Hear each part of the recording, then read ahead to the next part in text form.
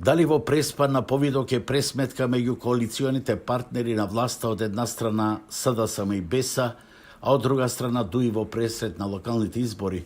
Владата и додели на општината Ресен 84 милиони денари наменски средства за 2020 и 2021 година за уредување на брегот од Преспанското езеро и преземање на соодветни мерки за спречување на колапсот со нискиот водостој и еколошката катастрофа што му се заканува. Меѓутоа, мерките што ги предложи Координативното тело за развој на езерото, Министерството за екологија не ги прифати барајки нова постапка и стандарди. Наместо веќе да започнеме со предвидените зафати, ние мораше барем уште 2 месеца да се занимаваме со бирократски процедури, што би значило дека туристичката сезона ќе пропадне.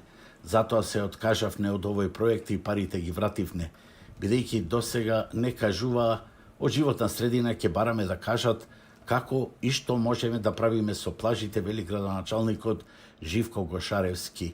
Од друга страна, како село без кучиња, езерото половина година беше оставено без концесионер и благодарение на рибократците, огромни крапови и други риби на црно се продаваа по пазарите во Битола, Струмица и други градови. Ресорниот министер, кој денеска беше во Битола, има свое објаснување.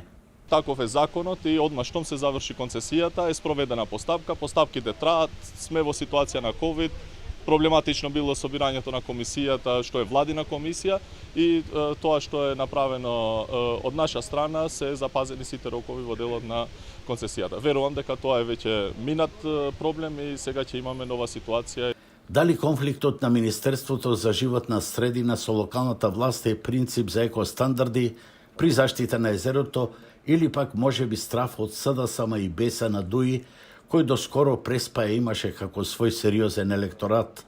Со овие пари што им ги даде Заев, локалната власт во овој регион би имала сериозна предност. За жал, езерото со само 40 сантиметри зголемено ниво на водата, за скоро во наредниот сушен период ќе влезе во уште поголем колапс.